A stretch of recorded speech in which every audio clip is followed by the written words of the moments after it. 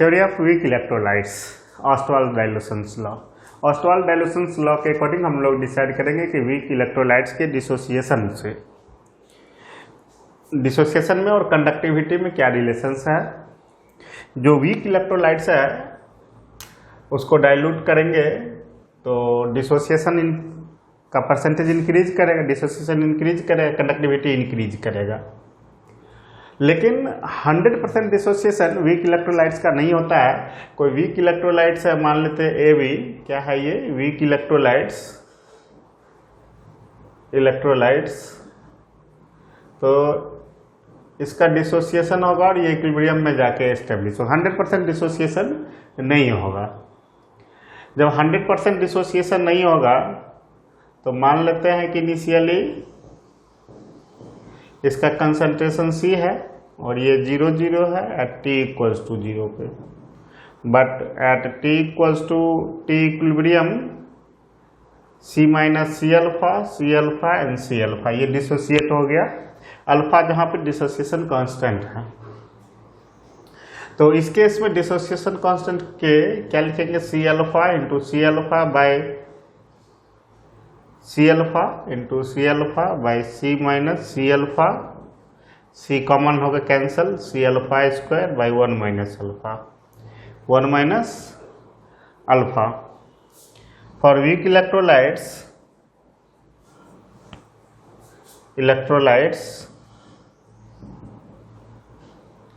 Alpha is less than 1 implies K equals to C alpha square and alpha becomes under root K by C। But conductivity के terms में अगर हम dissociation constant लिखते हैं तो इससे पहले वाले वीडियो लेक्चर में डिस्कस किए हैं कि conductivity at C, molar conductivity लें या इक्विवेलेंट कंडक्टिविटी लें, और equivalent conductivity at infinite dilution या molar conductivity at C at particular concentration and in molar conductivity at infinite dilutions, तो डिग्री ऑफ डिसोसिएशन आ जाता है। तो ऑस्टवाल्ड्स ने एक रिलेशन बनाया K में और कंडक्टिविटी में, क्या किया, अल्फा की जगह पुट कर दिया K C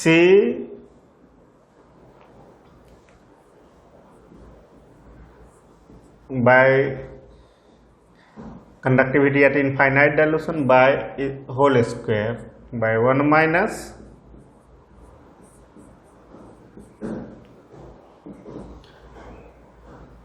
C,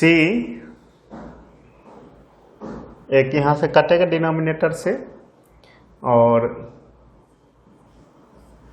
square by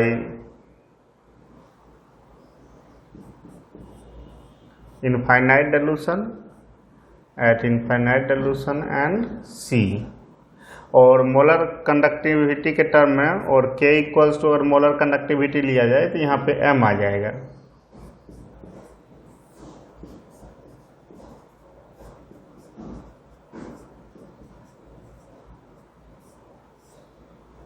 C, तो जो ये दोनों लॉ है 1 and 2 is called 1 and 2 are called Ostwald's law, theory of strong electrolytes, Debye-Huckel-Onsager theory।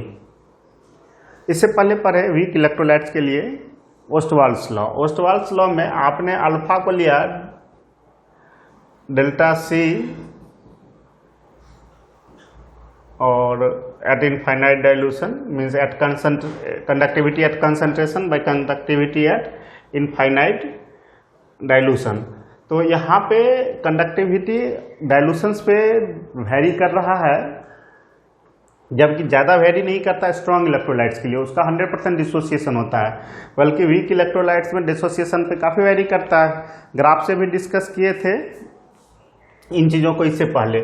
तो वहाँ पे अगर ऑस्टवाल्स लॉ लगाते हैं स्ट्रॉन्ग इलेक्ट्रोलाइट्स के लिए तो गलत हो जाएगा, क्योंकि वहाँ पे इलेक्ट्रोलाइट्स का जो स्ट्रॉन्ग इलेक्ट्रोलाइट्स है उसका डिसोसिएशन नियरली 100% पहले ही होता है, वेरिएशंस डाइल्यूशन से बहुत कम होता है, जबकि डाइल्यूशंस के बेसिस पे आपने ऑस्टवाल्स लॉ लिखा है।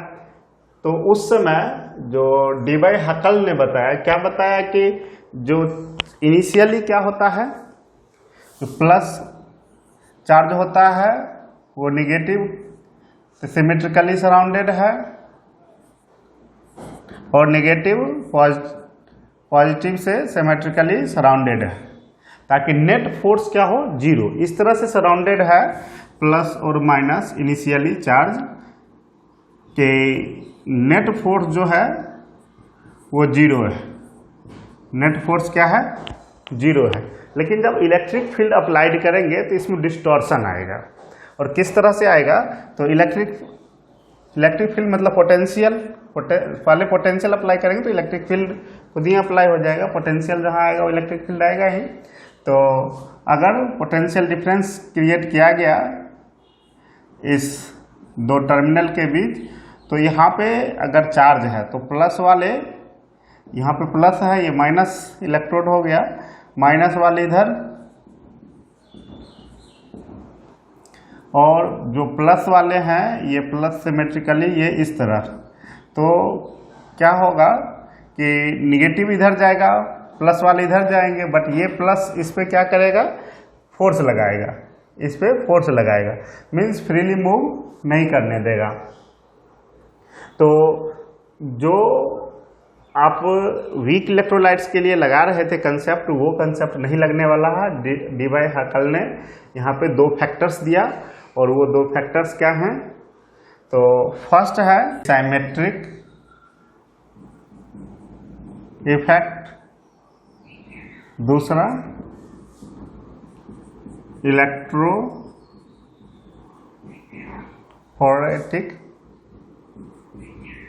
इफेक्ट।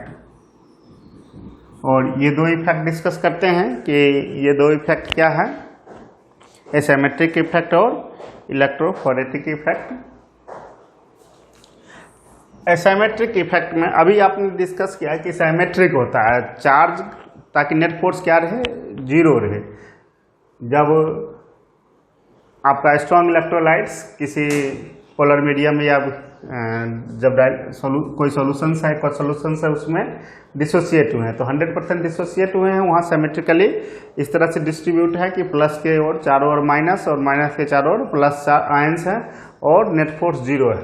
लेकिन जब अप्लाइड इलेक्ट्रिक फील्ड अप्लाई होगा तो क्या होगा, वहाँ पे चार्ज पे फोर्स लगेगा, और किस तरह से मूवमेंट होता है, ये प्लस इलेक्ट्रोड हो जाता है, ये माइनस, तो प्लस वाले की ओर जो माइनस वाले आयन हैं वो मूव करेंगे।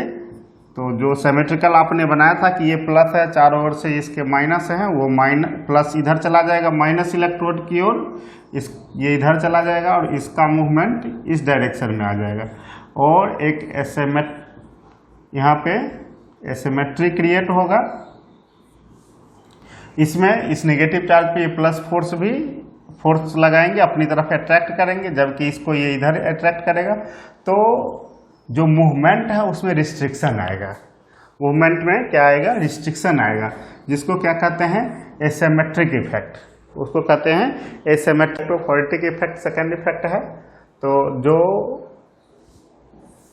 मीडियम है उसमें आयंस मूव कर रहा है, स्टेशनरी मीडियम में तो मूव नहीं कर रहा, मीडियम के मॉलिक्यूल्स भी मूव कर रहे हैं, और इस सॉल्वेटेड आयंस में आयंस और जो मीडियम का डायरेक्शन है वो अपोजिट है, तो एक दूसरे के स्पीड को क्या कर रहा है, काउंटर क्लॉक कर रहा है, और जिसके कारण इसका क्या होगा, आयंस का स्पीड डिक्रीज कर जाएगा, चाहे प्लस हो चाहे माइनस, दोनों के स्पीड क्या कर जाएंगे, डिक्रीज कर जाएंगे मीडियम के कारण, क्योंकि मीडियम का भी क्या है, मूवमेंट और दोनों अपोजिट डायरेक्शन में मूव कर रहे हैं। तो यहाँ पे दो इफेक्ट है जिसके कारण आपका इफेक्ट हो रहा है कंडक्टिविटी। तो अगर डाइल्यूट कर दिया जाए तो इस दो इफेक्ट, जो एसिमेट्रिक इफेक्ट है, इलेक्ट्रोफोरेटिक इफेक्ट, इस पे क्या इफेक्ट पड़ेगा। मीन्स ये दोनों डाइल्यूशन से क्या होंगे, डिक्रीज हो जाएंगे, और डाइल्यूशन से ये दो कॉज डिक्रीज होंगे तो इंक्रीज कर जाएगा मूवमेंट ऑफ द आयंस, और इंक्रीज करेगा आयंस का मूवमेंट, इसका मतलब है कि कंडक्टिविटी इंक्रीज करेगा।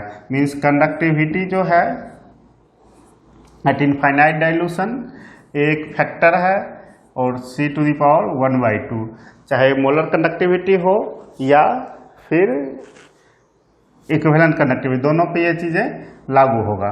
तो ये इक्वेशंस कहाँ किसने दिया, डी.वाई. हैकल ने। इस दो फैक्टर के इफेक्ट को रिड्यूस किया किसने, डाइल्यूशंस ने, उसके बेसिस पे इसने डिसाइड किया ये इक्वेशन। इसमें जो ग्राफ इसका आएगा √C वर्सेस कंडक्टिविटी,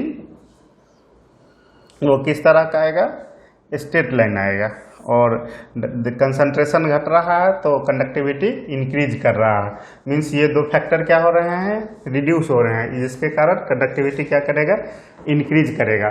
तो ये दो जो इफेक्ट है, एक तो आपने वीक इलेक्ट्रोलाइट्स पे पढ़ा ऑस्टवाल्स लॉ के अकॉर्डिंग रिलेशन, और दूसरा वहाँ स्ट्रॉन्ग पे लागू नहीं हुआ ऑस्टवाल्स, क्योंकि वहाँ पे अल्फा जो है वीक में 100% नहीं होता है, वो डाइल्यूशंस पे धीरे धीरे इंक्रीज करता है और कंसंट्रेशन पे डिपेंड करता है। इसलिए आपने उस केस में conductivity at concentration by conductivity at infinite dilution पढ़ा। यहाँ पे